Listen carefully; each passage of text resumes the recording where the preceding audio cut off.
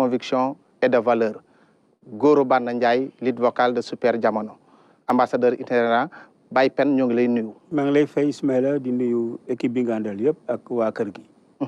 am nañu mbégte ci nangul gi nga ñu nangul tey ñëw ci suñu émission dañ kumpa jamono jëlee maa ngi lay tooñ di la wax ne abbu sa way woowu xamoon naa ne daanu daje. dëgg la man it am naa mbégte lool ngir ñëw si émission bi ndax émission bu am solo la am na ay épisode yu ma si jot a gis moo tax bi ma ko waxee ma ne la kooku amul benn problème xam naa nag yàgg na nag wax dëgg yàlla foog yàgg nañu ko préparé waaye nag li ñuy faral di wax rek lu jot suñu borom def. lu jot suñu borom def suñu borom a ko sañ moo ko def muy Thione Ballago Seck di kenn ci yow mu won ñu gannaaw ñu am sans tey jàkkaarloog yow jaal nañ la ko ni ñu ko jaalee Sénégal di ko rendre hommage tey mu nekkoon kenn koo xamee ne ku la jege woon la. loolu dëgg la ndax léegi da nga wax Gora Banda Ndiaye moom moo créé loolu moom moo ko génne si benn diapason ba ñu doon def yàgg na defe naa 94 la woon moom moo doon way Omaro Gora Banda Ndiaye Omaro ba tax loolu law ba léegi ku ne Omar Pène ni Gora Banda Ndiaye loolu mooy firndeel ne suma diggante moom diggante bu yàgg la itam te fépp foo gis Omar Pène si événement boo gëstoo di nga gis Thione Seck fekk na suma manifestation yu bëri notamment bi may dellu si jógee Europe di ñëw jógee France plus particulièrement si ñi ma teeru si la bokk xam naa si fa njëkk si la bokk mu nekk loo xam ne li wax dëgg yàlla tiis bu ñu bett la itam mais duñu def lu dul nangu te xam ne ñàkk nañu sunu xarit sunu àndandoo koo xam ne que dañu bokkoon liggéey bi itam mu def si lu rëy ndax ay waxam amoon na solo lool parce que yéen ñu bëree bëri je crois que am na daal woyam daal wax dëgg yàlla neex na te luy des la. tey ku la laajoon yaay kan fan nga juddoo ci réew mi kañ nga juddu loo koy tontu.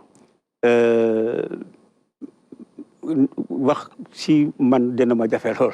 waaye nag dinaa wax fan laa juddoo Gueule Tapée foofu laa juddoo Gueule Tapée mooy xam nga année yooyu ñu bari repos Mandel lañ daan wax dans les temps foofu laa juddoo le 28 décembre 1955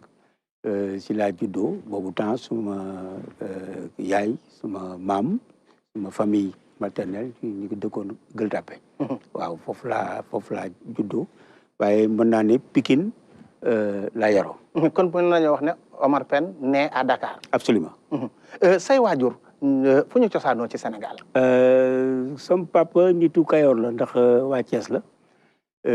sama yaay maanaam papaam moo teggi ñang Bawol la soso maanaam ay Bawol diggante daal mën naa ne man am naa si lébu gi itam ndax sama maam bu jigéen waa Bargny la sama maam bu góor waa Lambaye la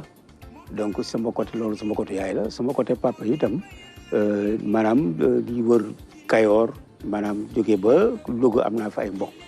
donc daal mën naa wax naan am naa ci lébu gi am naa si Kayoor am naa si Bawol. tey bu ñu la doon bàkk mën nañ ne yow yaay Sénégal. waaw mu ngoog. tey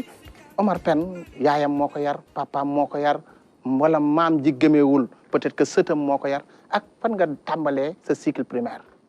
sama cycle primaire maa ko tàmbalee Pikine 1 école 1 Pikine donc foofu laa jàngee sama cycle primaire mais nag yàggul dem naa ba 3e li ñu leen wax boobu temps defe naa loolu mooy CE2. si laa fa jógee ñu indi ma Dakar si sama kër papa. ku yar Omar Pène yaay papa wala maam. mën naa ne sama maam moo ma yar ndax foofu moom këru famille yooyu ñëpp a fay ne. ñu fa la nekkoon sama nijaay sama ay cousine sama ay rakk sama maam nga foon sama yaay nga foon donc mais daal. defe naa ne si sama maam laa gënoon féete ñu koy wax maam Sagar. maam Sagar ca Pikine. ca Pikine. loo ñu mën a fàttali ci njëlbeenu Omar Pène ci Pikine ndax ku ne Omar nekku timide la ci jamono ji ndax loolu maanaam noonu la mës a mel am Omar daa màgg soppeeku comme ni ñu koy waxee. waaw defe naa dama màgg soppeeku ndax defe naa ne daal loolu moom ku xawoon bari yëngu-yëngu laa woon ndax football laa defoon ci sama bopp dama naan football rek. xam naa ne loolu moo gën a tax sax bi ñu demee daal ba ne xale bi daal il faut ñu woo papa mu jóg si moom sinon kon xaw na dina xaw a doy waar. noonu lañ ma wooyee sama papa mu jël si ma Pikine indi ma jëppal. loo fàttali ko ci keroog bi mu lay jël si ci Pikine. ma am métit naqar lool ndax nekkoon naa gone goo xam ne gi xëy na ku ñu ni ma nekkoon ak sumay mbokk mën naa ne daal wax dëgg yàlla jotee trop choyé wax dëgg yàlla kenn daaw ma laal nag franchement waaw daal kenn daaw ma laal nekkoon naa koo xam ne kii itam wax dëgg yàlla itam pratiquement xëy na rek boo nekkee xale moom dañ lay muñal lu bëree bëri. loolu itam tax na biñ ma bëggee jël si yóbbu ma dañ ma ko nëbb. ba jour bi nga xam ne bii moom la ñu war a jël si dañuy defar seen bagage rek teg bi sama papa ñëw si lañu mën a jugal alors keroog nag defe naa ne jooy naa jooy yu méttee métti. bu ñu xoolee maanaam nga jógee Pikine daal di ñëw Dakar ànd ak sa papa dem fan. dem jëppal. ci sa kër papa. sama kër papa am sa kër papa. waaw noo dundee moment yooyu. waaw moment yooyu dafa nekk moment yoo xam ne dama changé environnement bi mooy nekkoon si këru famille ñu indi la foo xam ne fii déjà si quartier nga nekk Dakar si Sicap la si kër gu gën a ndaw. boo xam ne bi xëy na espace yi nekkul woon espace yu mag a mag mu nekk changement attitude nga nekk ak ñoo xam ne xëy na miinoo leen. lu bari il fallait que nga jàng ne nekk ak ñoom malgré que sumay rakk la ñu woon. ak suma jabar papa bu fa nekkoon waaye nag il fallait que nga adapté wu. loolu nekkoon loo xam ne li xëy na lu yombul woon si man lu yombul woon dara si man ndax tàmmoon naa benn façon dundin boo xam ne bi ak nekkin. xam nga boo nekkee ak sa yaay sa maam say rakk say cousine sa nijaay xam nga kër gi bari nit lool mu nekk këru famille. xam nga tàmm loo xam ne li xëy na loolu ñu jékki-jékki rek mu dakk. muy environnement bi Pikine. environnement bi Pikine. Pikine googu la ñuy ànd seetaan benn élément. te ñëw. bi mu nekk ci kër gi aussi doon na xale bu baax boo xam ne vraiment déggoon na ndigal aussi.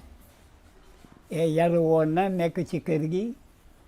ak i moromam. te man mi nga xam ne maay nijaayam aussi et merewuma ko. parce que li war ci man mu ngi koy def. di ko ñaanal fan wu gudd ak wér ak tal. di ko ñaanal aussi njaboot gi yëpp. di ko ñaanal aussi bépp jullit. bëgguñu lool man daaw ma wax sax umpaañ yaay rek la ma daan wax ndax maa ngi moom mii suñu ñaari bàyyee bokk baay. Omar ñëw nag nekk ci kër gi yaru lool baax lool toog fi di jàngit. kenn mësuñoo àtteeg moom kenn mësul ni lu bon li ma Omar def kenn mësul ni lu bon li ma Omar wax. ba mu màggee ba yàlla def mu def jël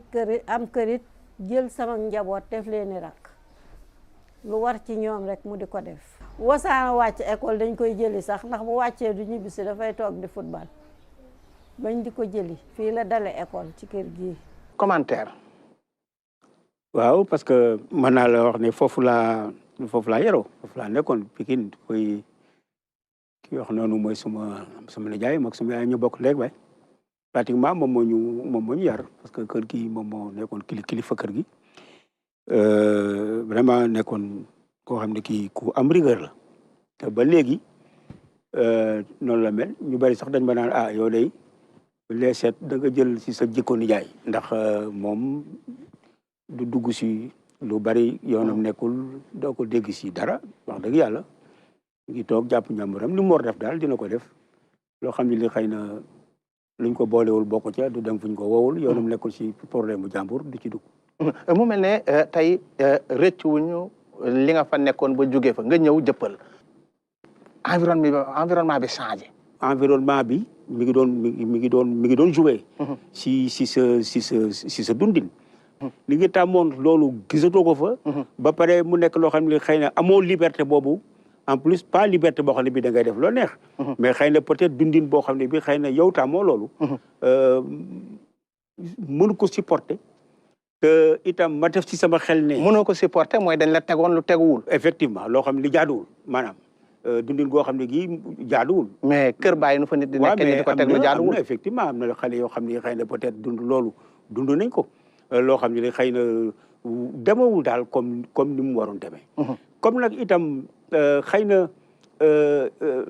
xalaat bi nga xalaat mooy comme lii dundin la boo xam ne bii mënul continuer. mënul continuer wala boog bu continuer mën na jur musiba. xam nga autant nga jël décision. c'est-à-dire loolu man dama toog malgré que 13 ans la amoon. mais dama xalaat ne xëy na dem moo gënoon yomb que toog. 13 ans nga dem. 13 ans 13 non ma génn dem. jëm fan dem si mbedd mi. mbedd man. waaw mais mbedd du dëkkukaay ci xale. déedéet du dëkkukaay. mais daf nekk na loo xam ne li xëy na man maa ko décidé ma jël foofu laa jëlee sama responsabilité ma dem. mais responsabilité dem dëkk ci mbedd mi te bàyyi kër. dem génn effectivement xam nga moo tax man boo ma laajee Omar Pène mais la man si mbedd mi laa yaroo lu ma jàng si mbedd mi laa ko jàngee. dëgg donc mais man maa jël décision pour def loolu. mais génn dugg ci kër waaye doo génn féete woo mbedd mi. non nekku moon si boo ko déggee ma naan l'enfant de la rue parce que dëkkoon naa ak sumay xarit ñoo xam ne ñu xëy na ñoo bokkoon école. école jëppal si laa jógee foofu ma dem si yeneen quartier si laa jógee foofu ma dem si yeneen quartier ba ni ma demee Derklé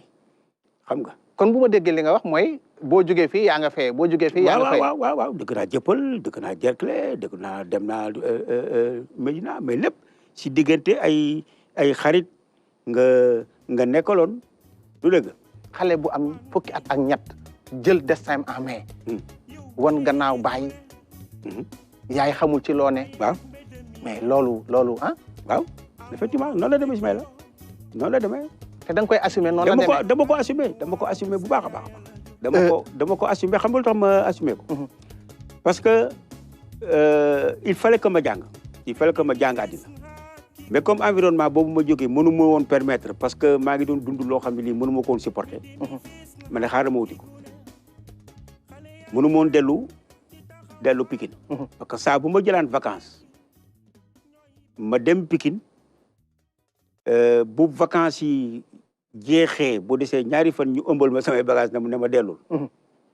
ma xam ne foofu mënatuma fa dellu si laa ne kon xaaral ma sàkk beneen pexe si laa jëlee boobu décision donc xaaral ma dem dëkk ak kan. mais dem dëkk ak suma ay xarit. amoon nga fa jàmm. ñu accepté ma. mais waroon nañ jàpp sa loxo ne kii xale la 13 ans la nañ ko delloo ci kër papaam wala kër. déedéet demeewul noonu parce que melokaan bi ma meloon. mooy dérangé wu ma kenn. dama dem ñu accepté ma. def la comme seen doom def ma comme seen doom. parce que indi moon benn problème je passais même inaperçu. li ngay wax daf may yóbbu. ci da nga dundutoon tumuranke ci moment yooyu. waaw bu baax a baax. dund nga tumuranke googu. mais non moo tax ma ne la foofu laa jàngee. mooy sa école. moom mooy sama école. mais ñu dégg benn way nga wax ko tuddee ko wujj yaay. fiction la wala. non du fiction histoire vécue la. fiction lu ma dund la. xëy na peut-être am na si yoo xam ne teg naa ko ci yoo xam ne xëy na. xaj baak ainsi de suite mais dama jël expérience boo xam ne bii dund naa ko ma liggéey ko noo xam ne nii xëy na du man rek maa dund loolu wóor na ma wóor yàlla ne boo xoolee xale yu bari xëy na peut-être jaar nañu foofu ñenn ñi buñ ko déggoo naan moom ñoom ngay waxal waaw mais parce que effectivement parce que lu ma dund la parce que boo dundee loolu nga dégg ne nit way na woy parce que woy itam am na njariñ si benn côté. ndax mën nga woy loo xam ne lii nit gis ci boppam. parce que ñu bari tey ba mu nekk nii fi ma toll nii léeg-léeg nga ngoy benn boy nit woo la ne la ah yow dafa mel ni man ngay way. wala da nga waaw wala da nga sama histoire nga nettali. voilà. mais da nga ne su ma demee jàngi du ma tibbal añ loolu nga wax bàyyi yaa ma tooñ lu tax nga may bàyyi ak moom. bile wujj yaay ak a bon. waaw mais parce que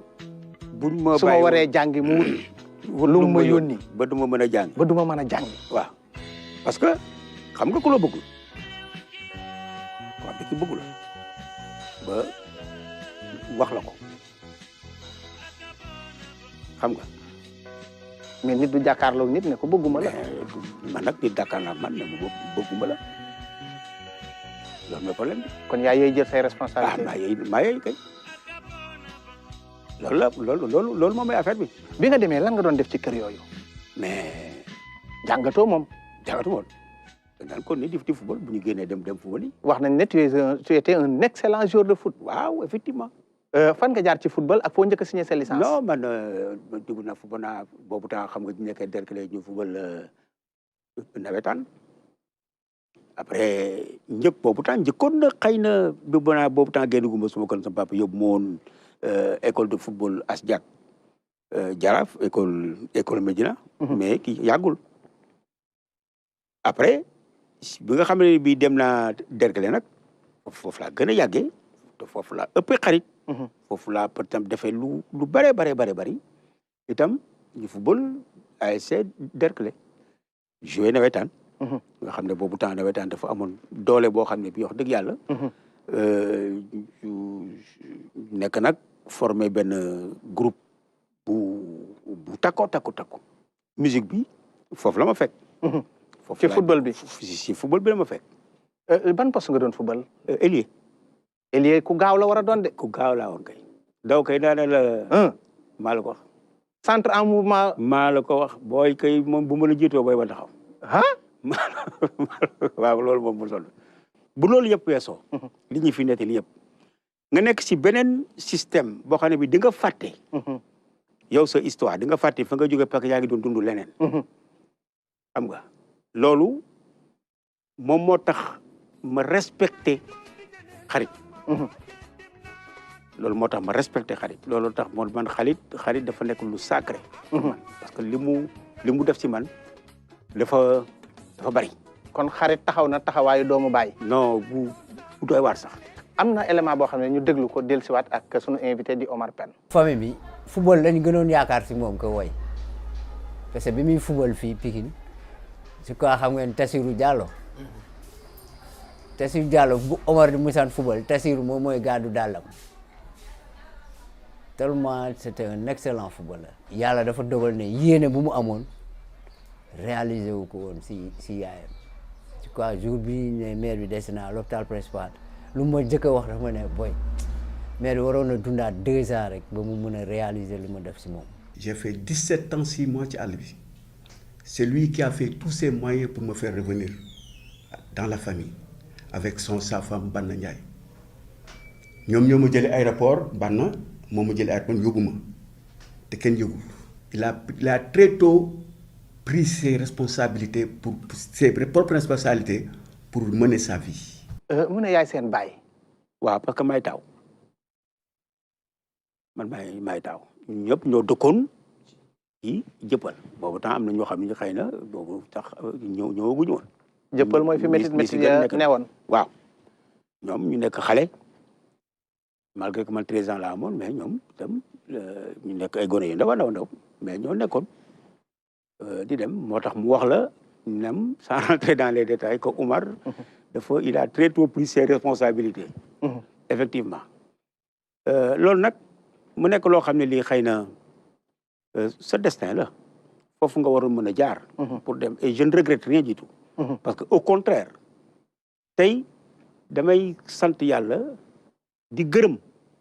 ki nga xam ne kii moom moo waral loolu lépp am. ki teg la dama koy sant. ki añ daan jot du la tibbal. di ko sant bu baax a baax. bu jàngi jotee mu wutal la leneen loo def ba doo jàng. mais bu doon dund tey dinaa ko defal teraanga ju rëy rëy xamul tax. parce que moo tax ma mel ni ma mel. moo la defar. moo ma defar yàqu ma. may def ma defar. wax ji foor na de trop kon yow tolloo ci fayantoo déedéet kon fàtte nga yàlla tere non fàtte parce que loo xam ne li mënoo ko fàtte mais baale nga waaw bu baax a baax nee naa la dafa génn àddina mais bu doon dund tey dinaa ko defal teraanga joo xam ne ji du ma ko sax defal ku ma new mi ma jur ci loolu nga génn ni football bi ba mu yàgg nga dugg ci musique bi loolu yóbbu ci musique musique li ma fa yóbbu mooy amoon naa xëy na ay possibilité si baat maanaam bu ma gën a nekk gone dañ naan dem si ay kasak yow mi waaw kon mbapat nga comme ni ko xale yi defee waaw waaw comme ni koy defee dem si kasak yi ak yooyu mais pour man ay faloon daan foofu bu ñu demee ànd ak kii ñu ne ma mais boy jëlal léegi ndax ñu am lu ñu ataaya léegi ngeen tàggu mbaar waaw da li ma daan wax nga jël léegi ma jël léegi def nan ah mais kasak tàggu mbaar jékki-jékki ji xaalis bi daw tàggu mbaar yombul de laay daale la ak maa mënoon kasak tey dama koy def ba ñu am xaalis bu demee xaalis ñu génn dem jëndi suukar warga meew ataaya waaw bu ñu dégg kasak am na rek gars yi Omar am na kasak tel place ah boy acca bu 9h jotee rek ñu jiital ma fu ma mënti nekk na ñu loxoti ma génne dama boy acca nañ dem ngeen dem waaw bu ñu demee ñu fexe lijjanti ba ñu gis nga gars yi mais am nañu suñu benn waay boo xam ne kas rek la ma waay ban booy bi dafa mën dara ñu ne waay essayel ñu jox la sax nga jég-jég am suñu benn xarit moom da leen ma këfle ngi jox ma rek ne ma booy dawal puus ma ñu puus ma foofu nag ngay profité jékki-jékki rek enchaîner say affaire dugal xam nga daal di dugal gars yi dugg commencé tàcc chauffeur public ay na say supporter gars yi ñëwuñu woon ci kasa gi gars yi suukar sek ataay see taxoon ñu ñëw bu ñëwee suxlu bu ñu paree récupéré money bi ñu dem jëndi warga kii commencé ñaata ngeen daan encaissé foofu non daal lu bari xaalis ñaata à peu près léeg-léeg ñu am ay 10 000 léeg-léeg ñu am ay 15 000 yooyu rek nga def ko yoon dugg ci way bi ah waaw non boobu dugg commencé wu moon dugg boobu temps man maa ngi connaissé sama football boobu temps maa ngi connaissé sama football pour man football laa ko defoon si sama bopp mais après si la xamante ak Bob Sen parce que moom mi ngi dëkkoon Castor ñu daan fréquenté wu moom da daan jouer guitare waaw bu ñu dajee waan muy jouer guitare lañ way xam nga noonu la affaire bi commencé mooy ban jaaxle waaw su guddi nag ñu dem ban jaaxle bu ñu demaan ban jaaxle Bob di guitare may way Aziz Seck wut benn potu tomate teg commencé dóor mais ñu créé fa ay événement yooyu léeg-léeg police ñëw départ ñu départ ñuy jaar fii ñuy jaar fii di jàng yi tas boobu def ak nen gitaaram Bob daw ak guitare Aziz moom potu tomate bi mën na ko moom kay kenn du tàggu sa morom day jékki-jékki le lendemain la ñuy gisee ku nekk daa sa morom waa booy foo jaar loolu moo ci ne donc affaire bi noonu la commencé ba benn bés tabat dañaa jógee entraînement bu jógee entraînement ba pare si guddi gi ñu daje jaaxle commencé nag quoi def loolu benn bés dafa grand bay la doon jaar dégg ma may way woo ma kooku def naa 71 72 di la ma ne boy yow am nga baat ma ne ko waaw mu ne ma mais dama la bëggoon est-ce que orchestre intéressé na ma ne ko yii grand man affaire orchestre yooyu vraiment intéressé ma man footballeur la damay kaf nii rek ak yooyu quoi waaw après grand bi dem mais bàyyiwul après 2 3 fois mu jaar wax ma benn bés sama gars yi ne ma waa mais yow grand bi di la wax ne dafa bëgg orchestre ban orchestre la ma ne ko benn orchestre bu ñu wax cadre orchestra xaw ma ay liberté yooyu lañ ñëw waa mais boy dabal may leen non dem man intéressé wu ma bëgguma nekk si orchestre boy ñu ngi digg entraînement ak nga naan ma ay man damay football laa bëgg a doon mu bëgg a dem Jaraaf football ñu topp la rek ñu ne ma non boy daal dañu essayé bu ñu jógee entraînement mais ñu dem au moins nga essayé seet ba xam su baaxul ñu continuer mais d'accord benn bés ñu entraîné terrain Castor ba ay 7 heures yooyu ñu ànd ak sunu équipement jour ba ma ñëwee fekk leen ñuy répété sama équipement taxaw ma ñëw bi ñu njëkkee dugg chef d'orchestre bi def ñu dax gën leen fii du affaire bi kenn du seetaan gannaaw bay leen ne ko mais booy bi laa doon ma ne ko kan kii ak équipement am kii day football ma ne ko non non non booy bi la ñu ne ma kaay ma ñëw taxaw ñu jox ma micro ne ma woy looy woy mais leen man toolu bay Demba laay ñu ne lan mooy toolu bay Demba mais leen toolu bay Demba laa sax benn grand du mooy biita ban biita ma ne voilà ok ñu ne ma woyal rek ma démarré jékki-jékki ne ma en tout cas bon c'est pas très juste mais waaw dinañ la woowaat après ma dem semaine nga gën dem ma gën dem quelque temps après grand bi woo ma boobu bi baax na dafa moo këram bàyyi la ci boppam waaw ne ma dañ la bëgg a garder parce que xam nañ ne bon am nga baat mais comme justo mais mën nañ la liggéey ba nga nekk daal waykat est-ce que intéressé na la sama gars yi ne ma mais boy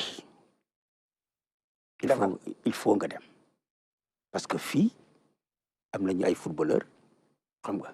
boobu temps ay ñoom big boy ñu ngi football Jaraaf ay ñoom Nabis ñoom yëpp mais amuñu waykat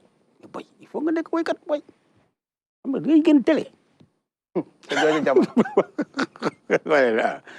voilà intéressé ma mais bàyyil kon mais de toute façon du ma bàyyi ñu ne waaw mais bul bàyyi football léegi may dem di répéter bu ma jógee kii entraînement dem répéter ainsi de suite ak yooyu mais jour bi ma njëkkee génn télé variété la woon bu Maguette Wade dafa Maguette Wade boobu temps télé noir et blanc la fële ville jour bi ma génnee télé nag alors commencé nekk vedette bu ndaw ci koñ bi foo romb ñu naan si koñ bi bu ñu ne ma ñu bon përi gi mu gën télé sama gars yi woo ma réunion dama boy xam nga doo bàyyi mais lu tax ñu ne mi am nañ star am nañu xasta xam nga soo geli boy xale jigéen yi toog la mais xale ko waay boy doof bañ non non non ñu commencé sax di waaw commencé di kii ak yooyu mais boy bul yàq su affaire mais leen yéen kasa gii nii ngeen ma si def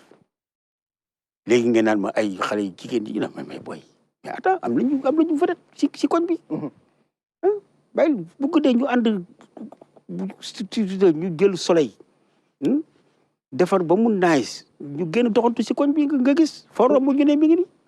waaw ñu commencé am si gars yi si xale yi di leen topp waaw xale naan pen a ngi nii waaw ñoom it ñu ciy profité ñu ma ciy profité nga yëkkati sa kàddu daal ne Derklé la ma fekk 72 la ma fekk Derklé jàpp sama loxo booba xale laa waaw nga rendre ko hommage waaw effectivement mu mel ne sa dund nga nettali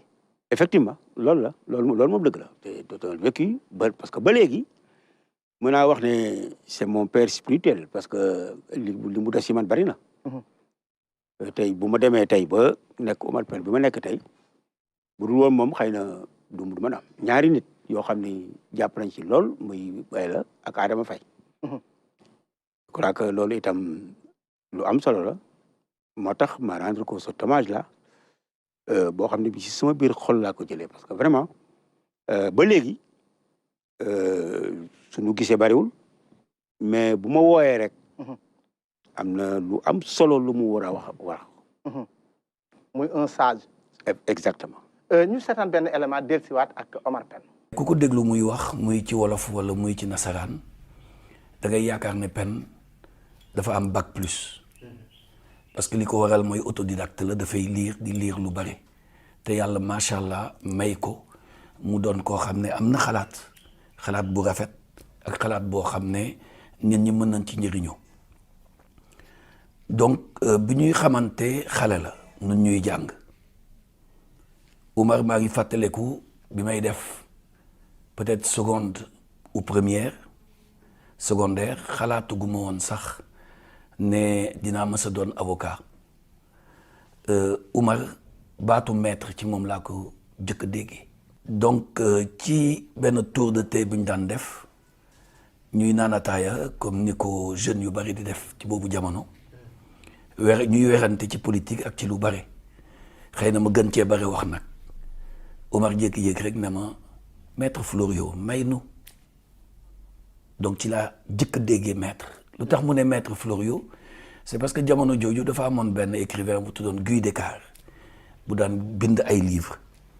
ay La Brute, La Peste mais son héros principal était un avocat qui s'appelait René Florio donc moo lay wan ne déjà ci boobu jamono pen a ngi lire pen a ngi jàng mu ne moom maître Florio may nu ci laa ko jëkk a déggee waaye gémmiñ bu am barke ak nit ku la yéene toujours yàlla da koy def pen su doon woy ay nit bu xaalis il aurait été aujourd'hui milliardaire mais mosu ko def pen du nit koo xam ne day dem également di sàkku ndimbal du dem di seeti ay nit pour ñu dimbali ko wala pour lii wala pour là parce que xëy na jaar-jaaram la dafa yàgg ñefe depuis tout jeune moo tax mu demee noonu Thione da koy woy te su ko Thione di woy woyu ko par hasard parce que su Thione nee naw naa sa jikko naw naa sa xalaat c'est parce que xam na jikkoom parce que ñoom ñoo fi ne woon c'est-à-dire Thione Seck Pen Baaba Maal Youssou Ndour ñoom ñoo fi ne woon ba dafa génnoon àdduna ñuy def benn concert à son hommage à Saint-Louis Pen xale la 16 ans la am li mu mag Youssou bariwul ay 1 an et demi ou 2 ans Pen dugg ci car bi Youssou yegg si ñu ne ko car bi fees na temps yooyu Youssou était beaucoup plus jeune à l'époque xëy na il jouait je crois chez Cassé ou des trucs comme ça mais il était beaucoup plus jeune mu ngi doon door ci musique Pen wax grand yi parce que temps yooyu ñooñu musiciens yëpp c'est ay mag la ñu woon muy woykat muy musicien Pen ne leen non man mun naa teg Youssou suma tànk ñu ba Saint-Louis dafa uuf Youssou Ndour ba Saint-Louis. nga ne ko maître ci jooju jamono da nga listixaaroon xanaa. déedéet sama dafa nekk ndi koo xam ne kii dafa mënoon a wax waaw dafa fu ñu daan toog di moom mooy jël parole xam nga di wax te comme man temps yooyu effectivement je lisais beaucoup nag dama doon lire yu bare fu ma jot ay bouquins moo tax ma ne la xëy na jàngu ma ko école mais sànq ma ne la feneen laa jànge loolu lu am la donc comme du ma doon lire effectivement si laa di jàng ba xam maître Florio moom muy wax ma léegi-jégé na ko mais maître Florio vraiment yaa ñu lakkal xam nga effectivement loolu moom dëgg la loolu lu am la tey yàlla def mu nekk avocat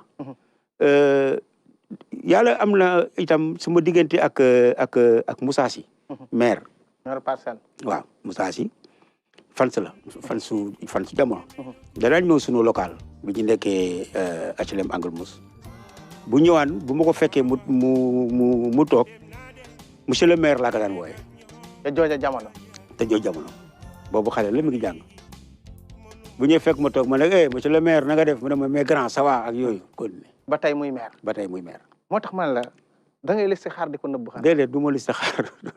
du ma listixaar da ngay fanaanoo non fanaanoo ma dara luy wax loolu dafa ñëw si man comme ça ma wax ko te yàlla xam na ne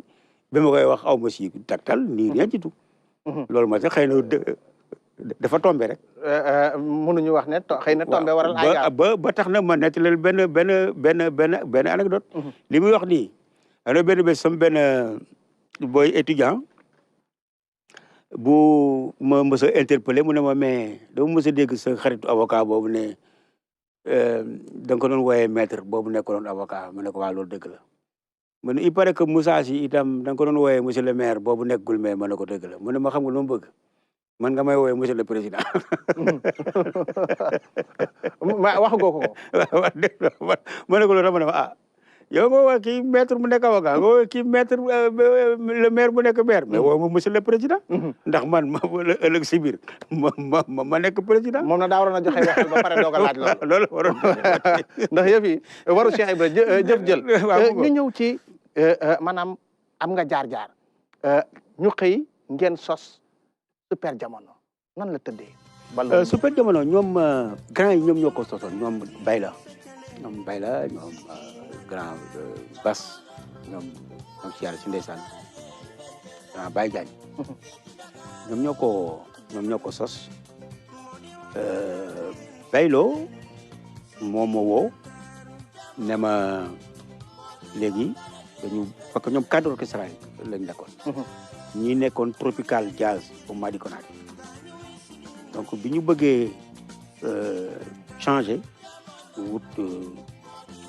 seen yëfi bopp maanaam. comme ni ñu koy waxee si la ñu am idée pour créer jamono sax la woon. super bi après la ñëw. bi ñuy xalaatee def ko ci la ma Baylo woo mu ne léegi dañu bëgg a def beneen style. bu ñu bëgg a génne musique et dañu bëgg yow nga ñëw nekk kii woy parce que boobu temps boobu daaw sax musique sénégalaise ñu ne folklore lañ daan wax. dañu bëgg kuy woy folklore. mais ba tey man de toute façon amu ci problème benn problème grand bi ne ma de toute façon daal yow moom man maa la jël man maa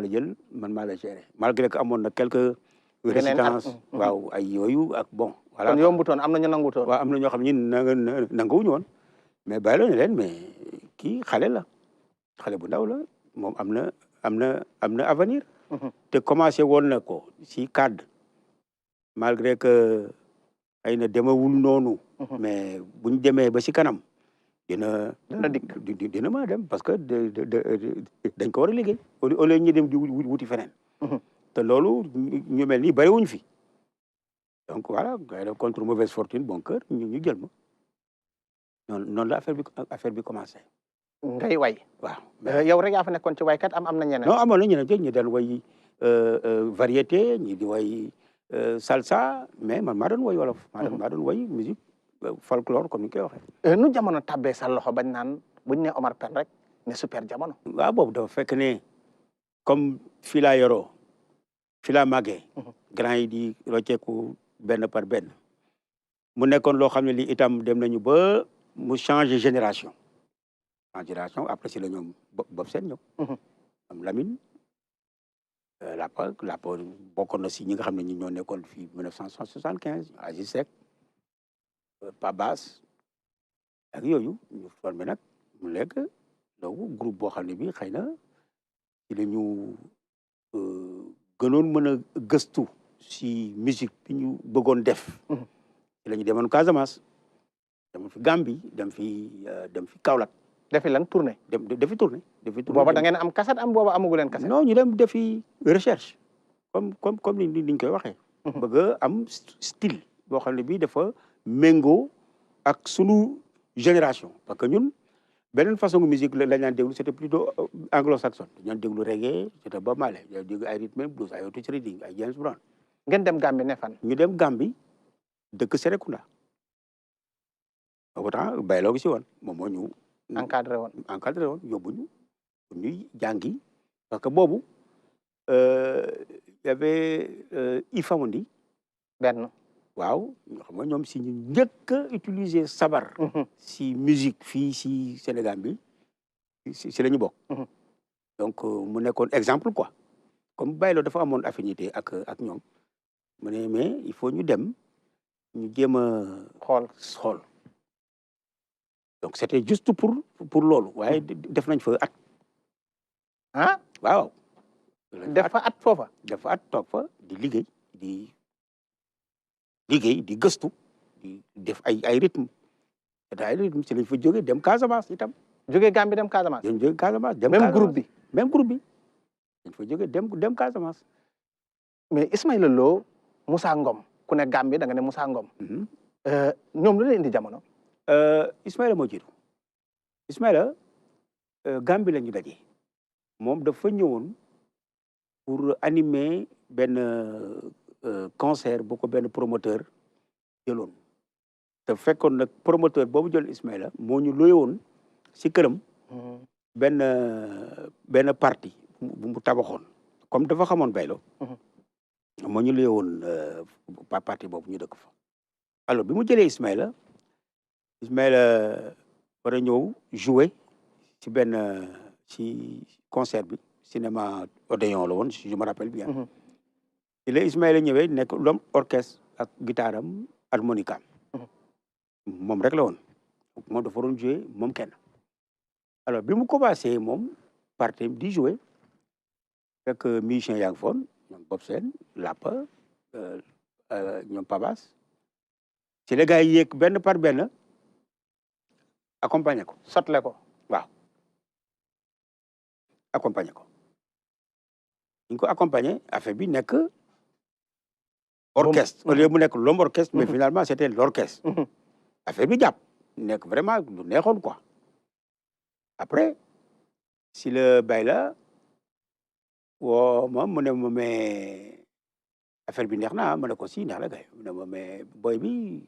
baax na kii mën na indi dara si groupe bi ma ne ko waaw mu ne ma ah mais dama lay laaj ndax intéressé na la pour ñu ma ne ko mais bien sûr kooku expérience lay doon su fekkente nangu na koy yàppal problème affaire bi groupe la nga ubbil ko waaw di lu jafe ci jamono tey ji waaw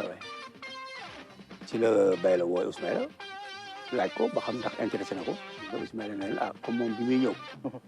amuloon xalaatu woon ne fekk ni mais nañ ko bàyyi mu dem si ay mbokkam mu tàggoo seet ba xam bu fekkente ne bàyyi nañ ko moom dina ñëw fekk si mu ñëw bokk Moussa Ngom moom boobu ñu gis nañu fii bi yàgg moom mais xamante woon nañu Gambie parce que boobu mi nekkoon Gelawaar donc noo ko lay no effectivement ñoom dañ daan dem sax buñu daan joué man personnellement dem naa fa ba tey ñuy bëf ak ñoom mu ñëw yéeg xam nga man maa doon yéeg si seen scène ñu seetaan benn élément dellusiwaat ak sunu invité di Omar Pène. Il me disait tout le temps man ñaari nit ñoo ma mus a marqué sama carrière musicale mooy Adama Faye ak yow bon loolu su ma koy wax sax daf may xaw a jaaxal parce que le fossé qu'il y a entre Adama Faye le fossé générationnel je veux dire entre Adama Faye ak man dafa kii quoi donc man je me posais toujours la question de savoir mais kii naka laa ko war a marqué quoi mais comme moom mooy woy tamit moom moo gàddu ñu ko mos a jaar yëpp moom moo xam lu tax moo ko. c'était en France il y avait man Thiombaye Omar Sow muy way Diallo Jëri jékki-jékki di jooy metti quoi mais loolu ça m'a glacé quoi ma ni mais parce que tu sens que kii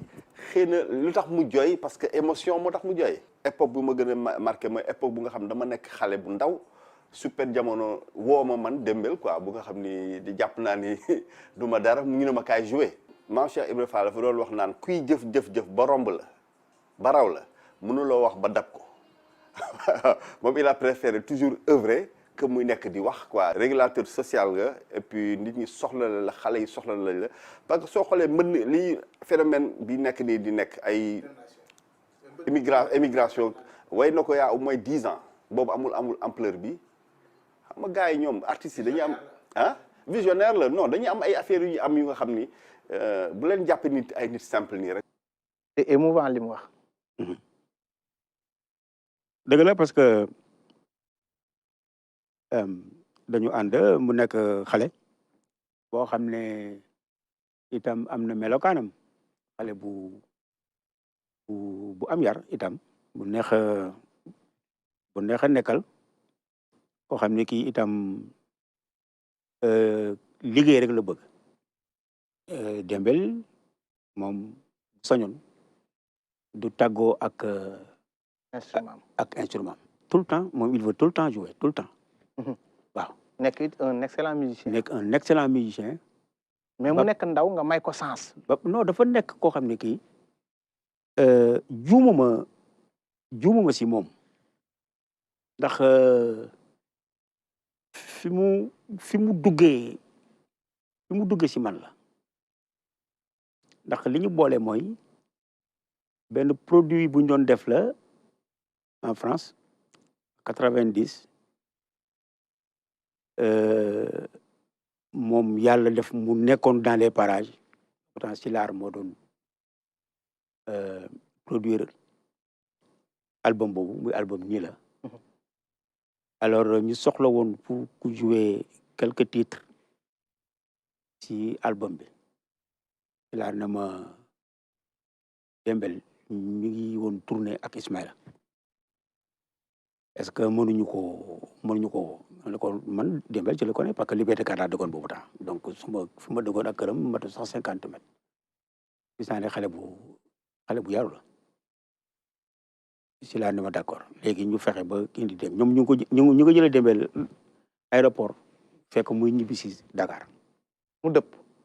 si laa woo ko expliqué bu ñu ko woowee expliqué wu ma la yi kooku sama grand la te studio la ñu fekk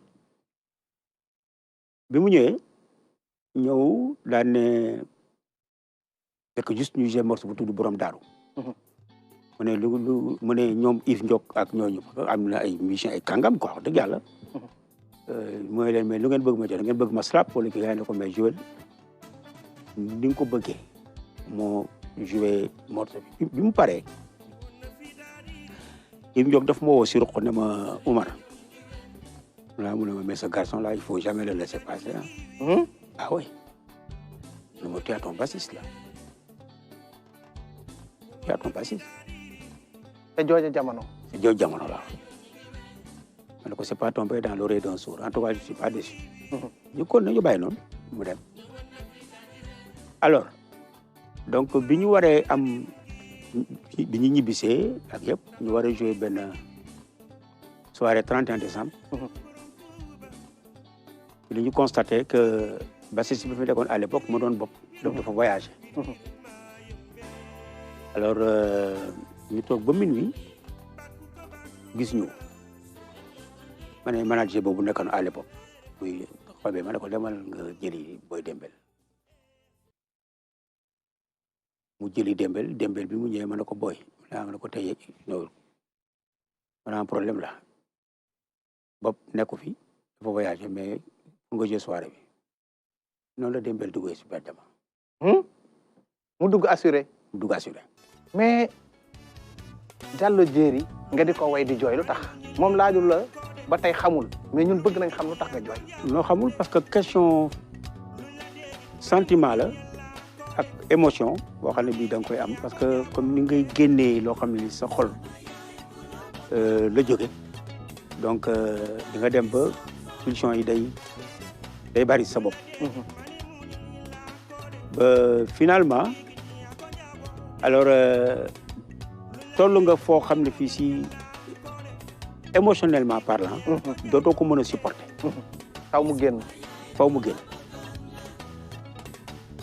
alors bu jooyee loolu moo indi xëy na loolu moo indi rangoñ tuuru parce que du jooyu naqar mais jooyu bànneex la jooy da nga génne loo xam ne li dafa nekkoon ci yow nga génne lu nekk ci yow nga génne lu bare xam nga ba nga xam ne bi yóbbaale na sax lu ëpp loolu am na sa benn morceau boo dippee bas nga ne góoru Binta Mbaay Basiru doomu nday la boo demee damay wéet toogal wéttali ma bas yaa di sama waay lan nga doon expliquer foofu ñi xamul ñi yëgul ki mënul waaw parce que mën naa ne benn waay la que noonu la woon parce que xamante wuñu woon bala fon la ñu nekkoon muy ñëw foofu tous les soirs nekk nit ku yiw wax dëgg yàlla c'est lool daa bu ñëwee day nuyu bu am ànd ak Pastef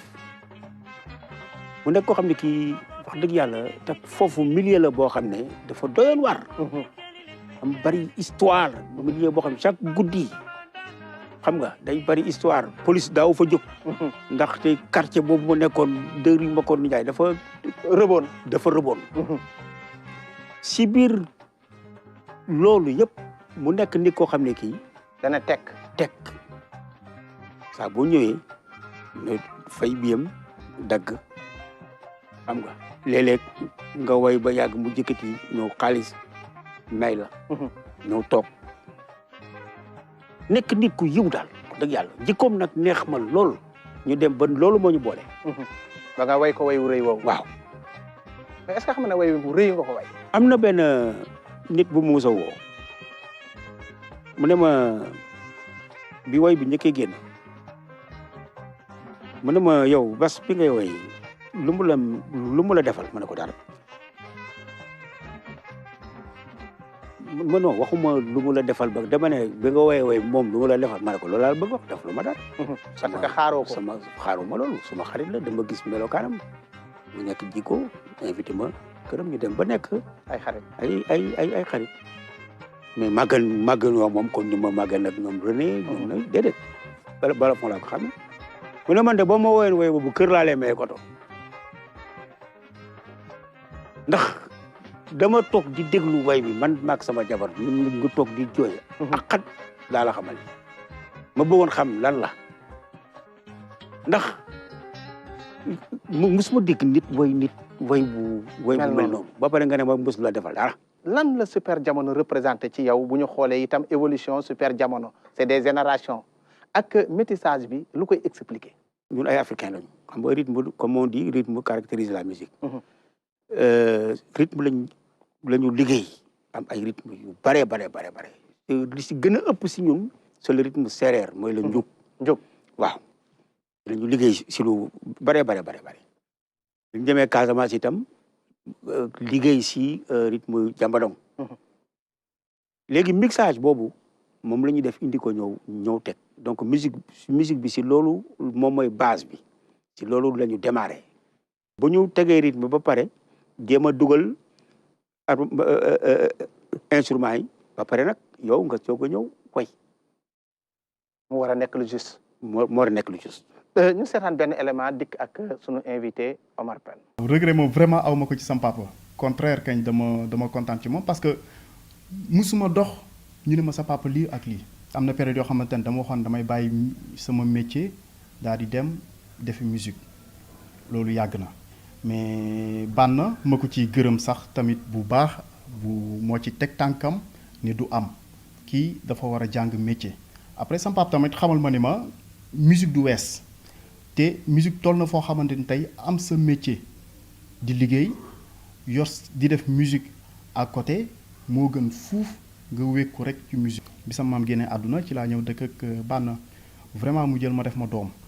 man tamit ma nangul ko def ko yaay te vraiment depuis lors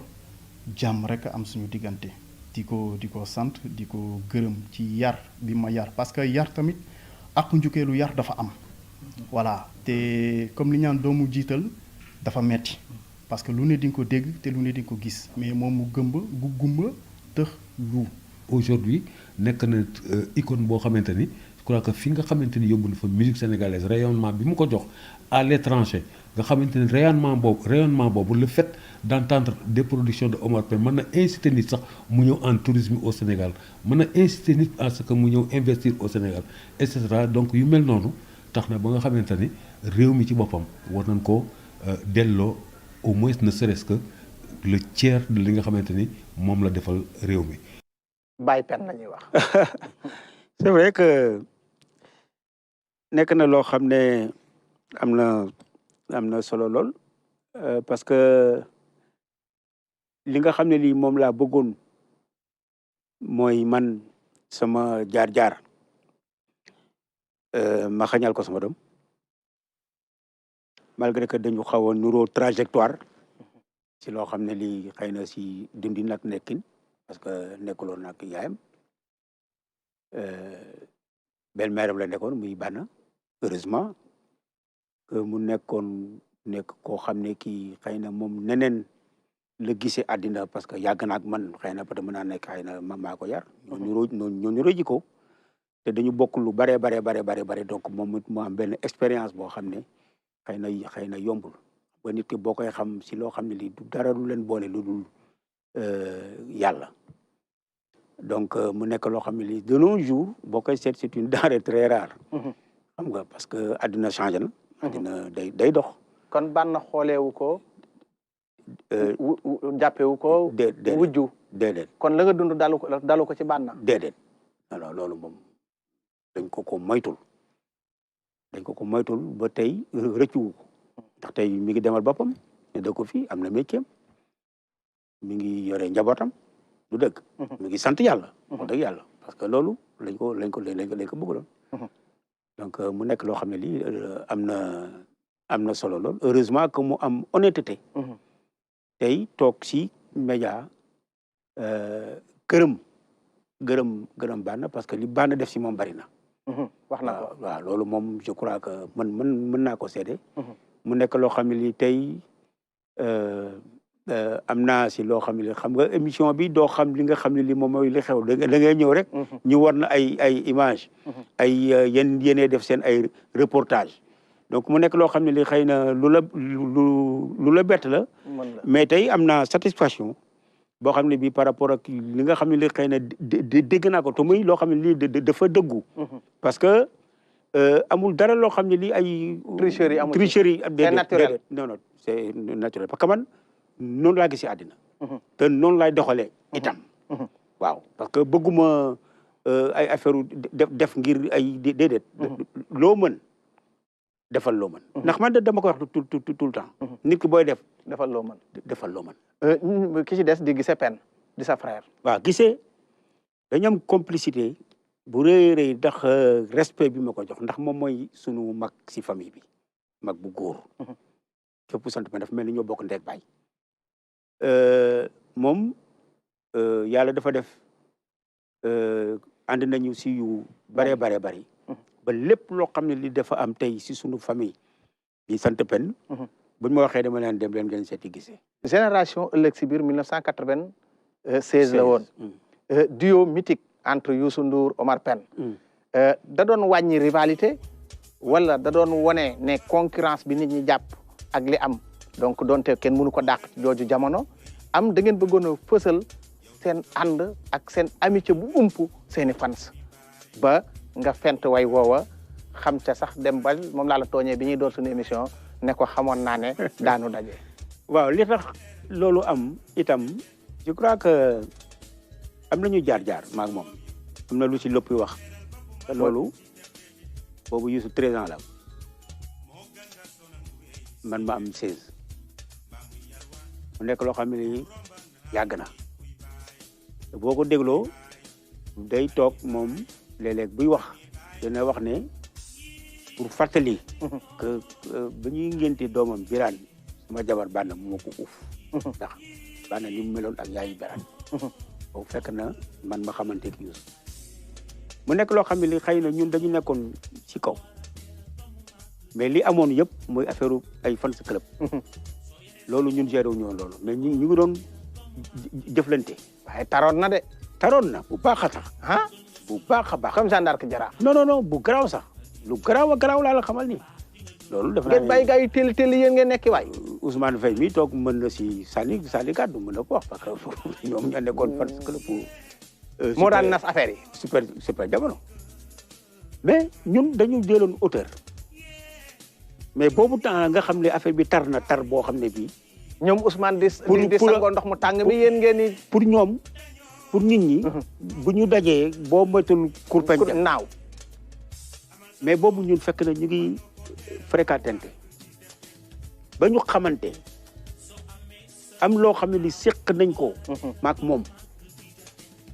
te loo xam ne dafa law ba fii may wax ak yow ba fii may wax ak yow mu nekk loo xam ne lii il fallait que nit ñi xam ko te loo xam ne ñun jafewuñu mais nit ñi comprendre luñu woon nit ñi comprendre luñu woon ndax gëmuñu woon sax ne loolu mën na am ndax rivalité bi amoon te rivalité bi li mu indi mooy daf ñu aidé xam nga lu mu ñu aidé moo dafa tax ku nekk sa la nga nekk nga gën a góorgóorlu parce que li naan la concurrence appelle la qualité bu Youssou génnee cassette boobu temps wu cassette la woon fan ci jamono yi dañ doon xaar man ma génnee cassette Youssou génne cassette ñun ñu ngi xaar suñu bës xam naa vraiment teg la pression bi waaw ñoom Ousmane ne la acca voilà il faut ñu nit waaw il faut ñu génn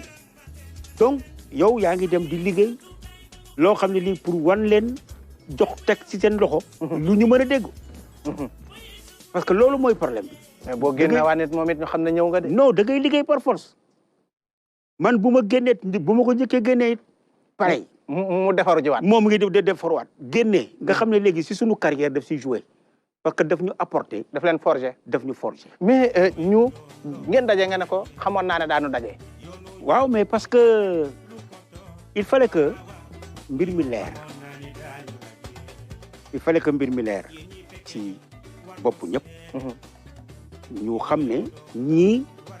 am na lu nekk seen diggante lu nit ñi xamul. il fallait que nit ñi xam.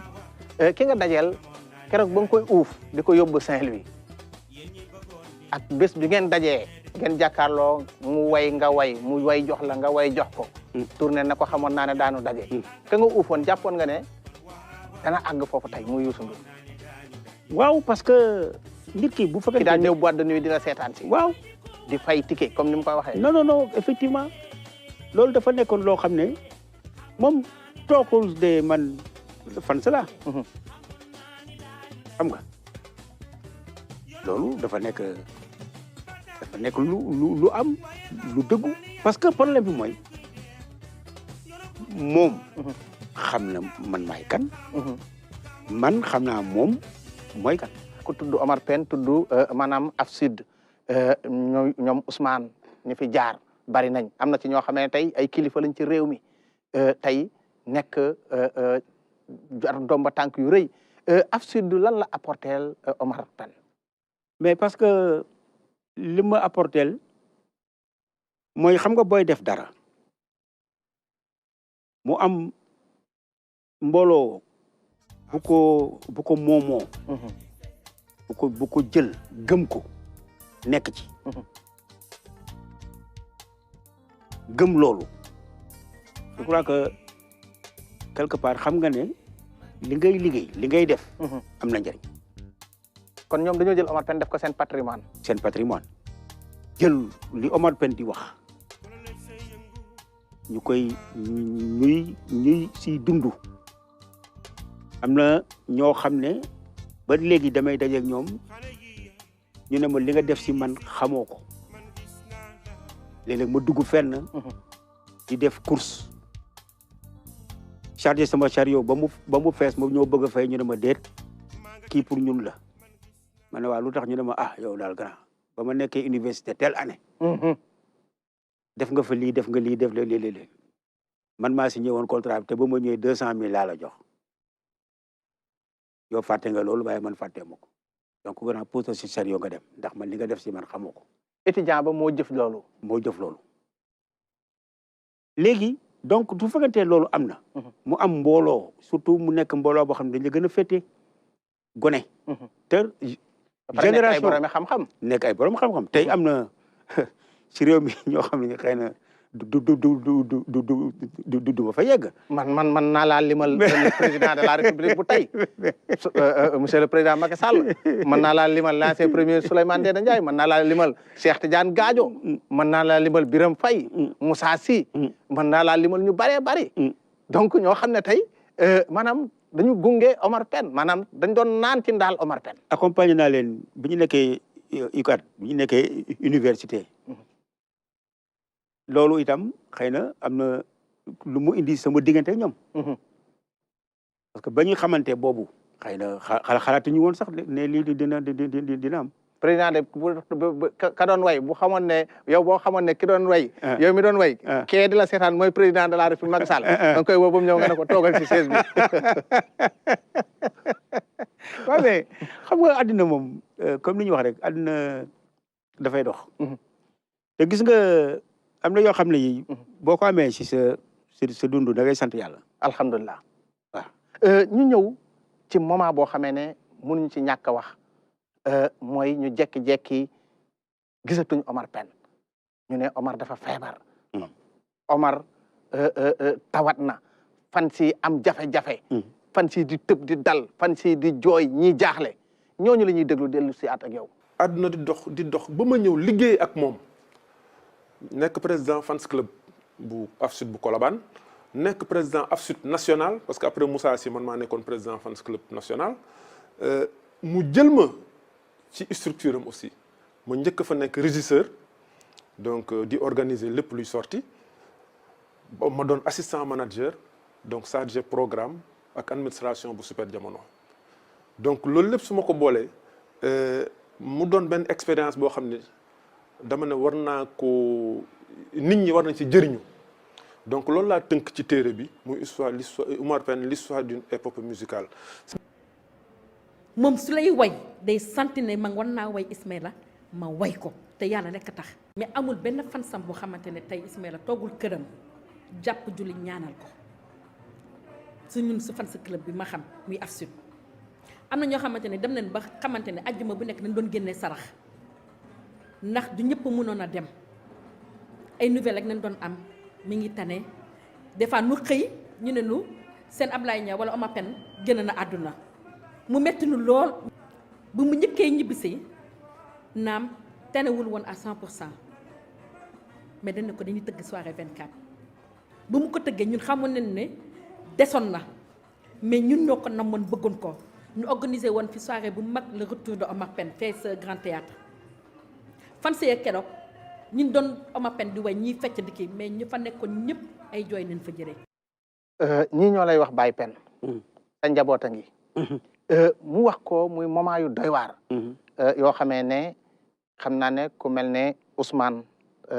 téléphone am daana sonné lu yàgg maa ngi lire ci interview yoo xam ne mooy mujj di démentir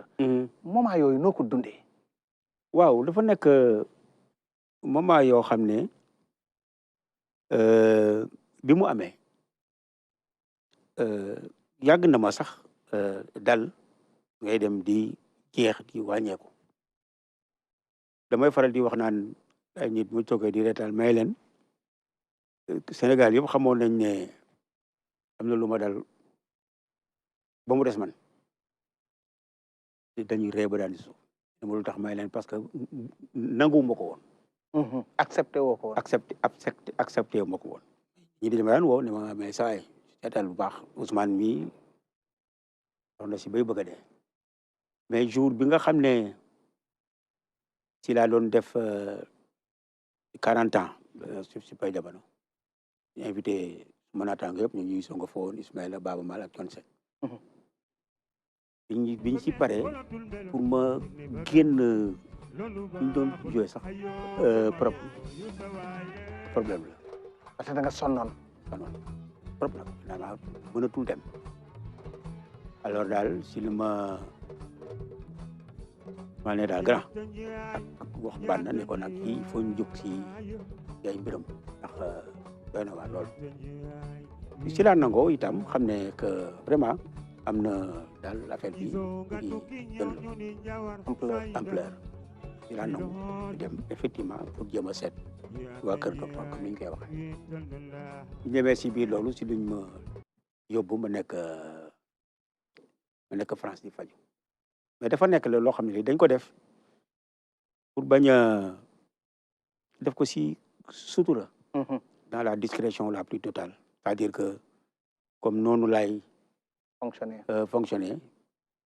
donc ñu bari nag jaaxle parce que xamuñoon lu xew xamuñoon fu ñu ne mais ñoo yey aussi waaye ñoo yey effectivement seen rôle la woon mais comme dañu xawoon verrouillé tuuti loolu moo indi woon xëy na jaaxle bi ba tax sax ñu yeewu benn bés rek ñu naan que saay génn àddina loolu noo ko yëgee li ma ko yëgee mooy jour boobu dafa fekkoon sax ma génn hôpital ñëw si appartement bi ñu dëkkoon ñu ngi seetaan jour ba fa moon làmb ñu toogee di seetaan làmb suma téléphone sonné muy Ousmane ma ne allo Ousmane dama gën a naga def ma ne ko sawa mu ne ma ana bànn ma ne ko mi ngi nii toog mu raccroché ndax dafa tiit waaw moom dafa raccroché après waxatul comme man xam naa ko ma ne bànn Ousmane ni ma wooyee daal ak ni ma ko xamee am na lu xew mu ne ma non kon day seet ni ko def rek da ko déedéet yemul si seet ma rek xam naa daal war na ma ne am na lu xew après beneen boy ci Naodo moom moo woo ne ma ah grand yow day dëkk baa ngi riir ma ne ko la xew mu ne ma dañ laa tàggee da ko ah bon ma ne ko ma daal di reetaan ne ko ah loolu de xam nga moom mbiru àdduna rek la waaye nag maa ngi sant yàlla. maa ngi nii di wax ak yéen. maa ngi nii di wax ak yéen. liñ ne non il faut nga def benn dëkk ma ne leen defuma dara bàyyi leen loolu daal nu mën a demee yow ba fi nekkee di kii ba sama xarit Thione Seck ndeysaan def benn article dañ ma ko yónnee. muy moom moo doon déconné moom. vraiment di ko naqar comme ñëpp. waaw affaire bi naqari ko muy wax jox xam ne. est-ce que sentir nga ne patrimoine bi nga doon nit ñi approprié nañ ko jël nañ ko def ko moomeel quand je dis l'État du Sénégal d'abord je dis tes amis je dis tes fans. effectivement parce que bu boobaa boobu fekk na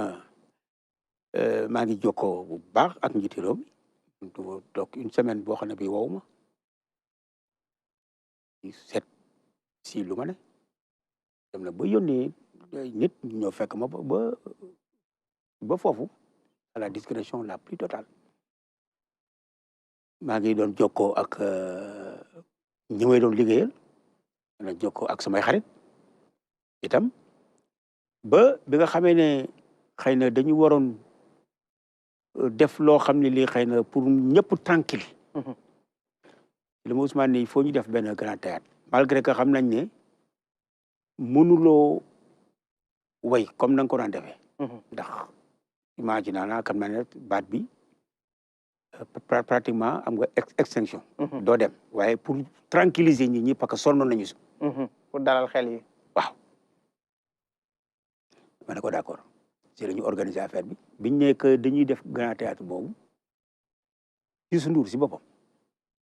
moo woo Ousmane ne ko dama bëgg nga yónnee ma répertoire bi parce que xam naa sawaay mu nekk sonn na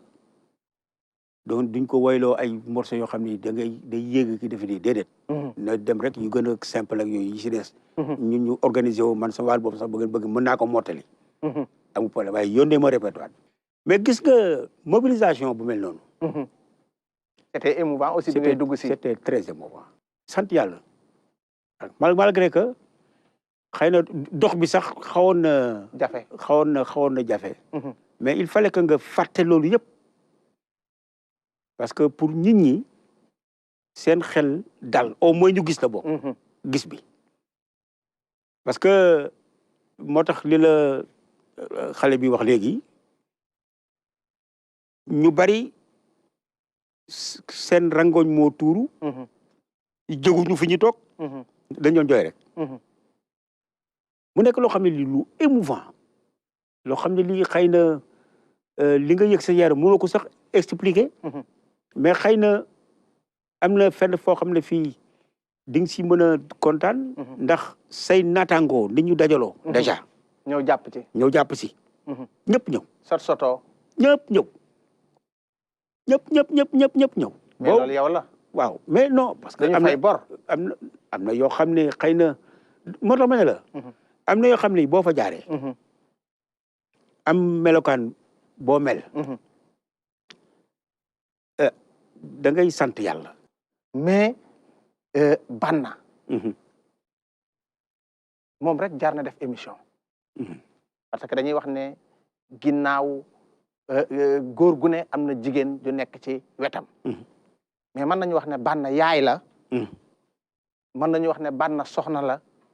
mais Banna sœur la ñii miin Omar Pène seeni kàddu laa bu ñoo ko wax moment yooyu mu ne sa wet te ñu gis ne ay moment la yoo xamee ne bu nit nekkee ci jafe-jafe li ci ëpp bu demee ba mënatul xëy na taxaw gi muy war a am rawatina soxna nga xam ne moo jage yaa ngi wax ne appartement boobu moo ci nekkoon dégg naa seddoon na lool sedd hiver bi mu di ko remonté ngir toggal jëkkëram métti woon lool mu taxaw sa wet amoo ci rëccu tey li nga xam ne lii moom mooy li am mooy mën naa wax ne xale yi dañ toll foo xam ne fii moom la ñu gën a bëgg ka man xale yi liy wootee si téléphone am xaaj bi sax dañ ma woo xale yi moom la ñuy gërëm moom la ñuy woo di ko gërëm di ko sant di ko remercier ne ko ni nga jàppe sunu idole ak li nga def ñun loolu lañ la nawe ndax li nga def dafay yomb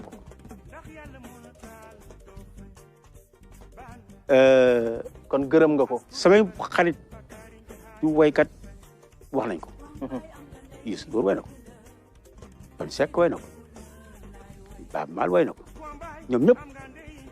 dañuy jàkkaarloo moom di ko way ba muy jooy parce que lu jóge si biir xol la xam nga loolu boo toogee tey di ko wax di góor ga waxoon loolu wax ju yàqu la ndax ñi nga xam ne ñii tey ñoo nekk fële di xool di gis di observer ñoom ñoo ko jël yow ñu jël la teg la fële ñoom ñuy waxal seen bopp loolu ku ko am c'est parce que yaa ko liggéey sa digganteeg étudiants yi wax nañ ko dégg nga coow li université ak ay yëngu-yëngoom université ak mouvement université étudiant élèves yi policiers yi niñ koy waxee ban message nga ciy wax li ma si am comme message mooy étudiants yi am na si ñoo xam ne si jàmm rek la ñuy dox parce que doon nañu gisee yu bare ñuy waxtaan dañuy créer kuréel goo xam ne pour la pacification de l'espace universitaire ñu siy wax pour dem ñu am sax ba am benn slogan slogan bi mooy ñoom nee nañu ils ne sont pas venus pour créer des problèmes mais ils sont venus pour trouver des solutions may leen loolu moom la ñu war a gàddu mu nekk suñu mbubb bu ñuy sol ndax fii place jàngukaay la bu ñu université ñu ne deet yamuñu sax ñu ne Cheikh Anta Diop université bi ñu tudde ko Cheikh Anta Diop mun naa mën ne ko kiñ ko tuddee kàngam la nit ku ñu respecté la musul sànni xeer musul yàq yëfu jàmbur au contraire bu ñu royee si moom fii xeer dootu fi jóg li nga xam ne lii moom li ñu bëgg mooy jàng dans de très bonnes conditions parce que fii ku fi dugg rek am na loolu fi dugal am na loo fi wut xam nga loo fi wut fii ma ne ko fii la ñuy defaree àddina fii la nit ki di defaree sa avenir boo fi génnee am sa parchemin am liggéey mu ubbil la bunt boo xam ne bii di nga mën a yor sa njaboot am sa kër tekki du dëgg te loolu la ko nay wut loolu la ko nekk di wut tey dafa am benn image boo xam ne peut-être que yow doo étudiant jotoo jaar université xëy na am na loo fa dund nit ki di génn ñu takkal ko benn mbuus jox ko cere jox ko yi muy àndal ndax xalaat ne doom ji moo ngi dem di affronter ji àdduna mu dugg biir université yow amoo sens boobu mais dama bëgg ñu xool image bii nga xam ne moom la ñu Youssou Gueye ak suñu réalisateur Mahfous di proposer nga xool ko kii kan la ki mère Kumba la ki mooy sama yaay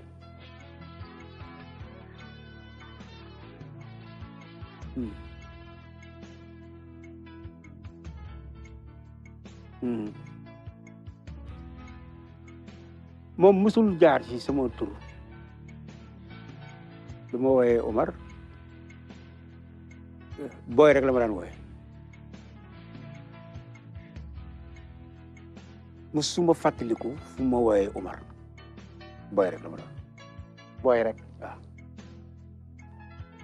elle est génn àddina à l'âge de 56 ans muy lu diis waaw loolu jour boobu lan la Omar Pène dund li ma dund mooy ki ma njëkk a dajel bi ma demee fekk mu nekkoon principal bi ma duggee si salle bi mu nekkoon gisuma ko ma génn dajeeg benn aide-soignant daf ma ne ah Omar na nga def ma ne ko sax mu ne ma muñal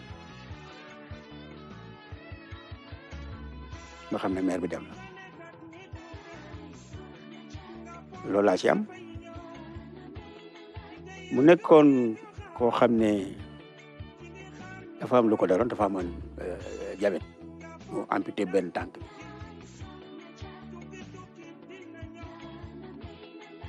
bi ma ñëwee gis ko mu tëdd ci lalu hôpitalam mu ne ma ah biñ ma laajee dañ ñu ne il faut que nga joxe sa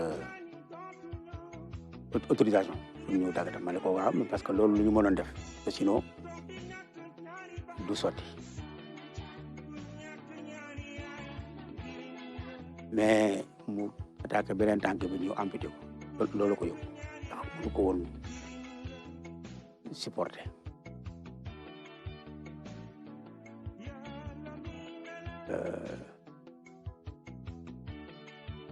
mu nekk lu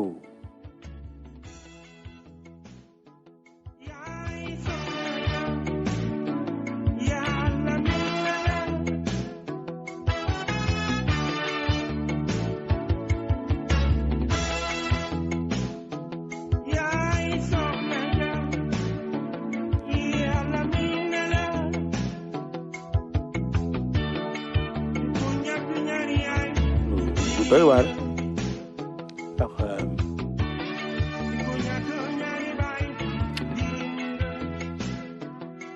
jamono moom noonu lay demee rek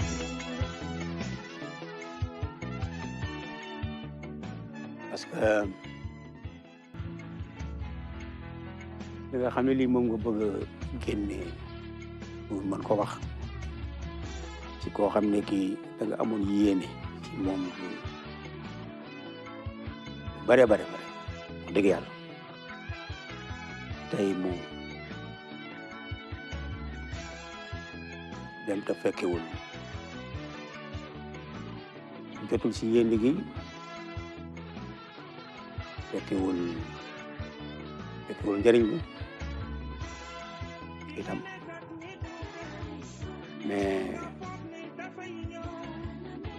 soxna su baax su laa biroon te yëwen itam wax dëgg yàlla waaye nag suñu borom moom mooy maye moom mooy nangu waaye nag teel na dem daal dama doon dinaa def émission bi ba yàlla def ma génn si te du ma tuur rangoñ parce que à peu près xam naa esprit émission bi am na yu bari yoo xam ne muñ naa ko mais li ma naan lii mënoo ko muñ yow moom mënuma ko muñ parce que sa xarit la waaw sama xarit la sama xarit wax dëgg dëgg yàlla sama xarit dëgg mooy maire Adja Kumba mais nag noonu la demee li mu jot a def am na njëriñ ci njabootam itam man day xam naa ci dara ndax gis naa ko dëgg yàlla waaye nag waroon na ko fekk li ñuy def mooy àbb sa kàddu ñaanal ko yàlla moom mi tax ñun ñu am Omar Pène xëy na Omar Pène ki ko daan wooyee boy la mais Omar Pène Sénégal la Omar Pène Afrique la Omar Pène jeunesse bi la ñaan yàlla xare ko àjjana woyofal suuf ci kawam ak ñam fa fekk ñaanal la fan wu gudd wu ànd ak wér c'est émouvant comme ni nga ko waxee di la gërëm ci sunu directeur général Racine Talla parce que sa diggante ak RTS du tey mais honoré nga ñu di la gërëm ci turu Sénégal di la ñaanal yàlla comme ni nga ko waxee yan kàddu ngay tëjee li may tëjee mooy di leen gërëm di leen sant itam di leen remercier parce que tey wax naa lu ma musta wax pour wane ne émission bi émission bu am importance la émission boo xam ne bi liggéey nañ ko ak professionnalisme te wax dëgg yàlla xëy na mënoon naa def li may def ba dem te yu bari xëy na nit du ma ko wax ndax nit du ma ko waxloo pour nga waxloo ma ko xëy na jafe na waaye itam si sa jaar-jaar ak sa ni ngay tege xëy na moo tax xëy na ma wax ndax émission bi turam dañ kumpa effectivement waaye nag waxloo nga ma daal waxloo nga ma si loo xam ne di musuma ko wax c'est la première fois ma wax yéen ni tey si bi émission bi may def ko tey laa am presque plus de 45 ans si métier may def muy musique musuma fa jaar mais def naa ko pour au moins ñu mën a partager ak ñi nga xam ne ñu xëy na ñoo bëgg Omar Pène wala ñoo bëgg a xam Omar Pène parce que am na ñu wax ba la ñu wax ma ne ni yow mystère nga te muy dëgg it waaye def nga sa métier ba li mu waree daal li nga bëggoon xëy na génne am nga ko te xam naa ne ñu bari dinañ la gërëm itam ndax bëggoon nañ ko te mënuñu ko naan parce que xamuñu woon fu ñuy jaar donc juumuloo bi nga demee jël naa sa woyoo nga woon ne xamoon naa ne daañu daje donc daje nañu daal maanaam donc vraiment maa ngi leen di remercier RTS encore une fois. vraiment ñu ngi lay gërëm bu baax. merci directeur Daxaba ci turam dañu ci gërëm parce que vraiment moom jàpp na ci bu baax. di am mbégte di wax ne sunu mbokk yi jërë ngeen jëf ñu àndoon ak yéen seen émission dañ kumpa doon ci dalal kii di Omar Pène jërë ngeen jëf ba beneen incha allah.